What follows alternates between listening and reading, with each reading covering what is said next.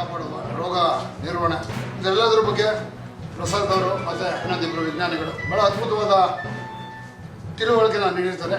ಯಾವ್ಯಾವ ಸಮಯದಲ್ಲಿ ಯಾವ ಬೆಳೆ ಬೆಳಿಬೇಕು, ಒಂದು ಬೆಳೆಯ ನಂತರ ಯಾವ ಬೆಳೆ ಬೆಳಿಬೇಕು ಅನ್ನೋದು ತಿಳುವಳಿಕೆ ನೀಡಿದರೆ ಅದ್ರ ತಕ್ಕಂತೆ ನಮ್ಮ ರೈತರುಗಳು ಇಲ್ಲಿ ಬಂದಿರತಕ್ಕಂಥದ್ದು ಭಾಳ ತಮಗೆ ಆದಂತಹ ಅನನುಕೂಲಗಳನ್ನು ಅವ್ರ ಜೊತೆ ಚರ್ಚೆ ಮಾಡಿ ಅವ್ರು ಕೊಟ್ಟಂತಹ ಸಲಹೆ ಸೂಚನೆಗಳನ್ನ ತೊಗೊಂಡಿದ್ದಾರೆ.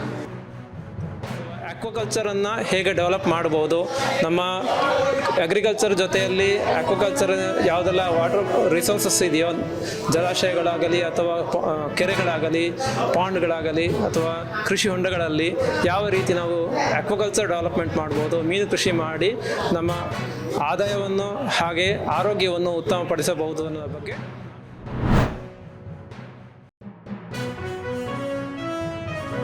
ಗುತ್ತಿಗೆ ಹಾಕಿ ಏನು ಎಕ್ಸ್ಪ್ರೆಸ್ ಲಿಂಕ್ ಕೆನಾಲ್ ಈ ಕೆಲಸ ನಡೀತಾ ಇದೆ, ಕಾಮಗಾರಿ ನಡೀತಾ ಇದೆ, ಇದನ್ನು ನಿಲ್ಲಿಸಬೇಕು.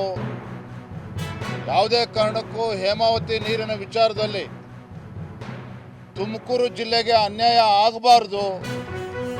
ಈ ನಿಟ್ಟಿನಲ್ಲಿ ಎಲ್ಲ ಪಕ್ಷಾತೀತವಾಗಿ ಇವತ್ತು ರೈತ ಮುಖಂಡರು ಎಲ್ಲರ ನೇತೃತ್ವದಲ್ಲಿ ಒಂದು ಐತಿಹಾಸಿಕ ಹೋರಾಟ ಈ ಜಾಗದಲ್ಲಿ ನಡೀತು.